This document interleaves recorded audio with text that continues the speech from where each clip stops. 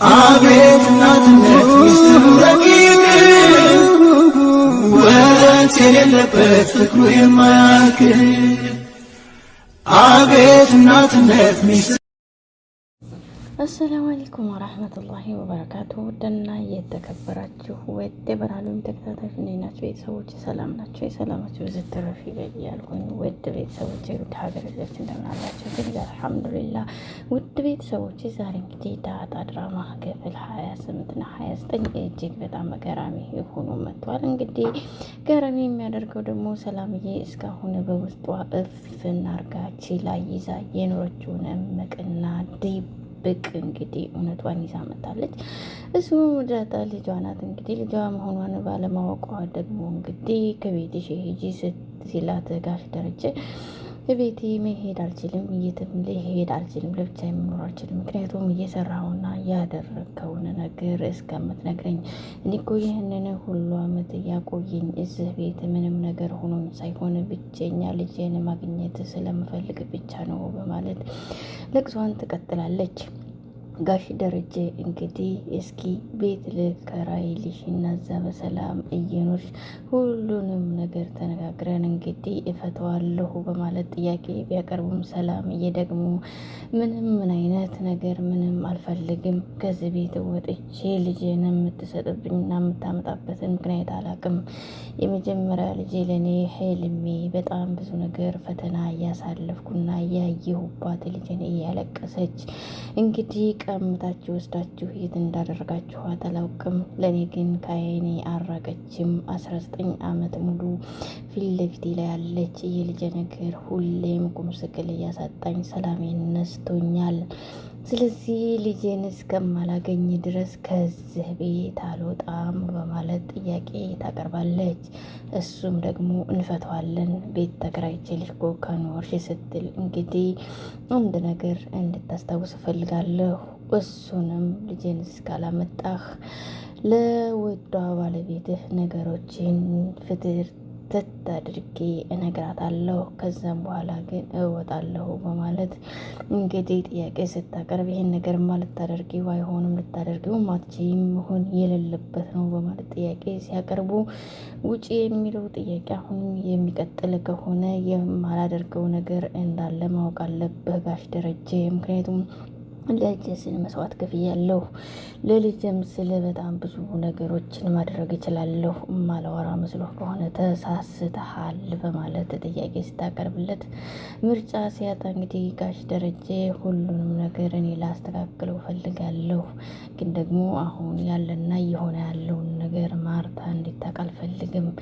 ግን ነገሮቹን ያወቀችና ያሰበችበት ቀን ሁሉም እንዳበቃለት ይሆናል። ሁሉንም ነገር አርፈሽ ተቀመጪ እስከፈለግሽበት፣ በቃ ምንም አይነት ነገር እንዳታወሪ፣ እኔ የምችለውን ሁሉ ለማስተካከል ዝግጁ ነኝ በማለት ምርጫ በማጣቱ አይዞሽ የሚለውን ቃል ደጋግሞ እንግዲህ ጋሽ ደረጀ በጭንቀት ይወጣል። ግን ደግሞ ሰላምዬ ሰላሟን የነሳት የልጇ ነገር ነው። ጋሽ ደረጀ እንግዲህ እውነቱን ተናግሮ እኮ በሚስጥር ቢለይለት የተሻለ ነበረ።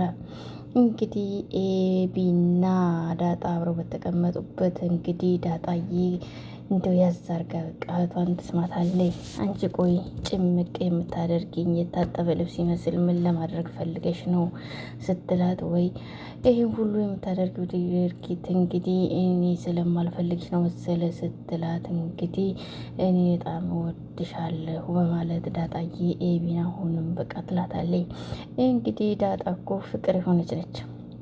ምንም ነገር ብትይኝ እንግዲህ እኔ እወድሻለሁ፣ ግን ደግሞ በስንት ዓመት ይሆናል አንቺ የምትወጪ ስትላት፣ እኔ እኮ አብሬሽ ሄዳለሁ፣ አብሬሽ በቃ ብዙ ነገሮች በቃ እንዲሁም ተንኮለኛ ሰዎች ካሉ እኮ እኔ አለሁልሽ ስትላት፣ የጠየኩሽን የኔን እድሜ ማወቅ የምትፈልጊው ለምን እንደሆነ ማወቅ ፈለግኩ ስትላት፣ አይ ተውኩት በቃ ረሳሁት እርሺው ስትላት፣ እንግዲህ ኤቢ ነገር ከያዘች እንግዲህ ካልጨመቀች አትተውምና አሁንም እንግዲህ ለምንድን ነው በማለት ጥያቄውን ትቀጥላለች።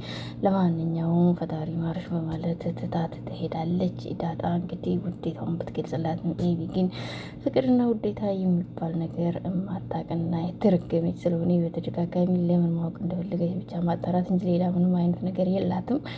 እዚህ ጋር ደግሞ እንግዲህ ጋሽ ደረጃ እጅግ በጣም ተበሳጭተዋል። ነገሮቹ ግራ አጋብቷቸዋል። ግን ደግሞ ለሳቸው ቀለል የሚያደርግላቸው ነገር ቢያንስ ለሰላም እንግዲህ ዳጣ ልጇ እንደሆነች ግን ደግሞ ለማንም ማውራት እንደሌለባት ብዙም ቀረቤታ መቅረብ እንደሌለባት ቢነግሯት የተሻለ ነው ብዬ አስባለሁ እንዳስተያየት።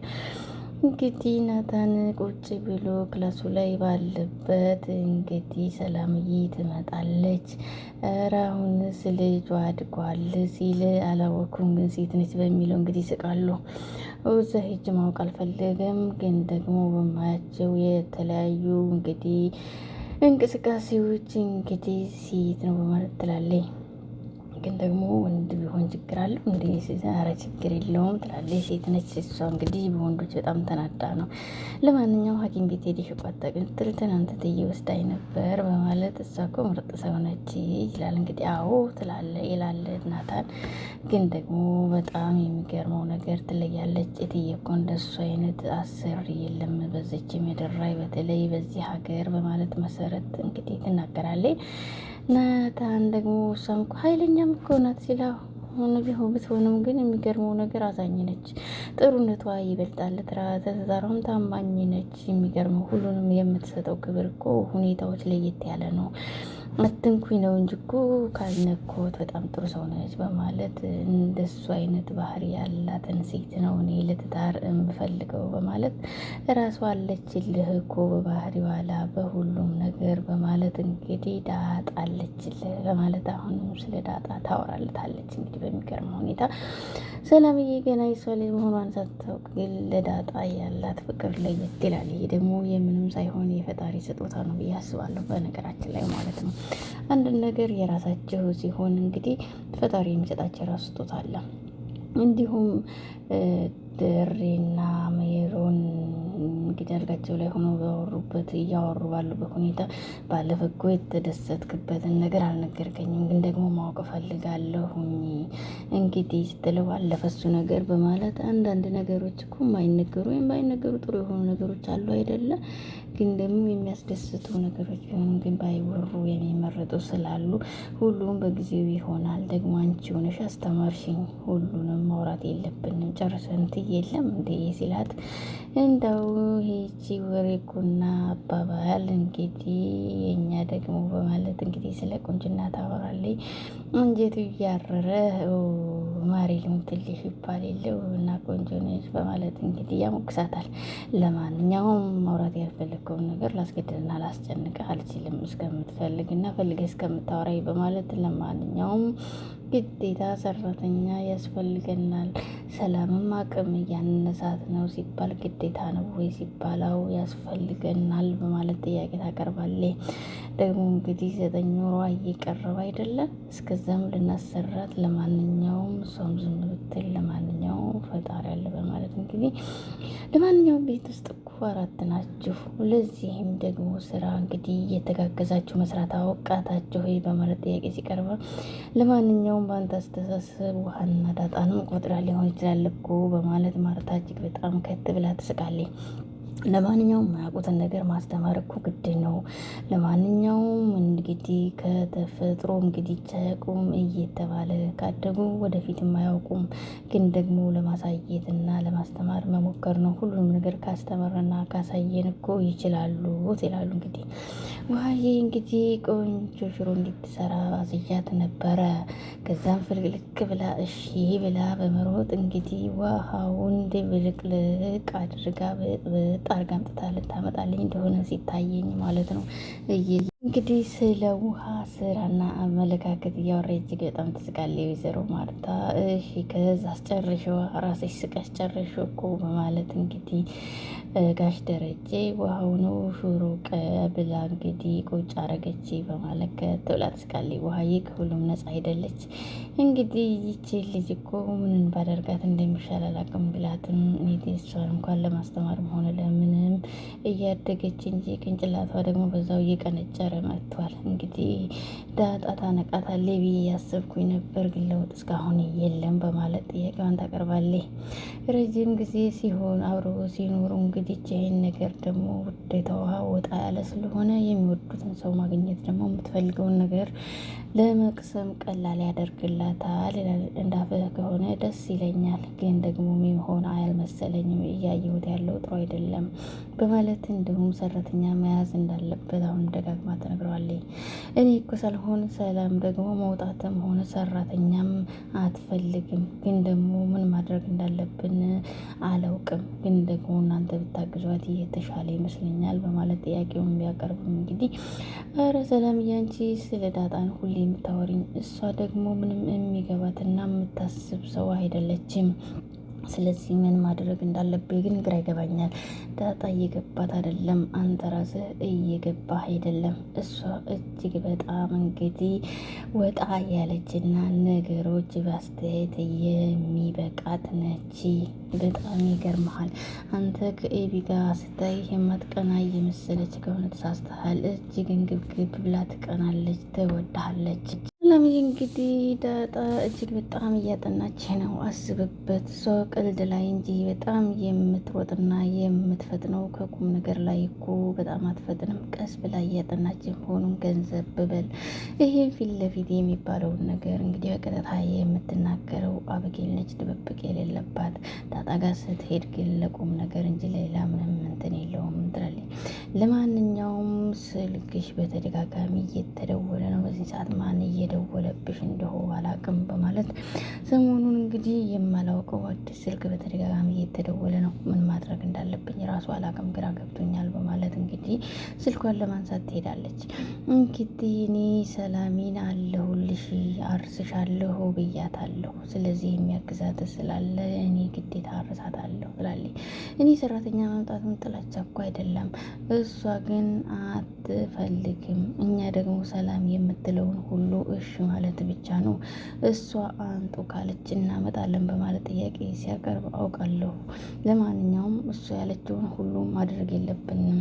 ስለዚህ እሷ ስላባረረች በቂ ምክንያት ስላላት ብዬ ነው እንጂ እሷ ስላለች ብቻ ሳይሆን እኛ የምንለው ግን መሄድ እንዳለበት ወቅ ውሳኔና ውሳኔ ያንተ ነው። አይሆንም የምትል ከሆነ ውሃና በርበሬ ቀልቅላ የምታመጣልህን ምግብ እንግዲህ ግዴታውን ታስብበታለህ። ውሃ የምትሰራልህን ሲባል እንግዲህ ውሃ ፈትታ በጣም እጅግ በጣም ደስ እያለኝ እየሳኩ ነው የምበላው ሲል እሺ እንጠብቃለን እንደዛ ከሆነ። ለማንኛውም ሰው ከመጀመሪያ ልጁ እንጂ ፍቅር የሚወድቀው ከመጨረሻዋ ጋር መጣበቅህ እጅግ እየገረመኝ ነው ስትል እኔ ከልጆቼን አበላልጬ እንግዲህ ያበላልጫ ላይ እንደውም ያልወለድኳቸውንም ከእነሱ ጋር እኩል ነው የማየው በማለት በውሃ እየቀለዱ እንግዲህ ይገባኛል ስሜቱ። እንግዲህ ግን ደግሞ ጥበቃ ያስፈልጋታል በማለት በውሃ ቀልደውና አስበው መጽሐፏን እንግዲህ ልጨርስ በማለት ሜሮንዬ ወደ ንባቧ ትቀጥላለች። አቶ ደረጀ ወደ መኝታው ሰላምዬም እንግዲህ አፈቀርኩሽ፣ ወደድኩሽ፣ በፍቅርሽ ተቃጠልኩ እያለ አንድ ሰው በስልኳ ላይ እንግዲህ በተደጋጋሚ እያጮኸ ይገኛል። እንግዲህ እኔ አንተ የምታስባት ሴት አልሆነ፣ እኔ ሰላም እባላለሁ፣ አንተ ግን ተሳስተህ ነው የደወልከው ብትለውም ዓለም ሁሉ የሚፈልገው ሰላም አይደል? እሱማ ተገኝቶ ነው እንዴ? ምን አስበሽ ነው? ከሰላም ውጭ ምን አለ ብለሽ ነው? በጣም እኮ ያስደስታል ሰላም በማለት እንግዲህ እሷም በጣም ብስጭት ብላ ስልኩን ትዘጋበታለች። እንግዲህ አሁን ሰላሟን ስታርጋታለች። አባቱን አምጪ ከንፋስ ነው ወይም ምንድን ነው ምናምን በማለት አሁን በረከታታለች። ግን ከነገ ወዳ በማለት ግራ በጣም ከሚባለው በላይ ታየን እንግዲህ ትነግራታለች። ሰላምዬ ማን ይሆን ስትላት ታውቂው ከሆነ ስትላት ይሄ ቅልቃላ የሆነ ደላላ እንደው በማለት እንግዲህ ሞገስ የመከረ ምክር ትክክል ይመስለኛል። ኤቢን ታያትና የራስሽን ምክር በመኖር የራስሽ ጉዳይ በያት፣ የራስሽን ትክክለኛ ህይወትሽን መስርች እንጂ እሷን አትስሚያ በማለት እንግዲህ ዳጣዬ ትመክራታለች። ሰላም አንዴ ላስተዋውቅ በማለት ሀሳቧን ትሰጣለች። ውድ ቤተሰቦች ከተመቻችሁ ላይክ፣ ሼር፣ ሰብስክራይብ በማድረግ አበረታቱኝ። ወደ ሀገር ልጆች በኮሜንት እንግዲህ አቤት እናትነት ሚስጥሩ ረቂቅ ወረት የሌለበት ፍቅሩ የማያልቅ አቤት እናትነት ሚስጥሩ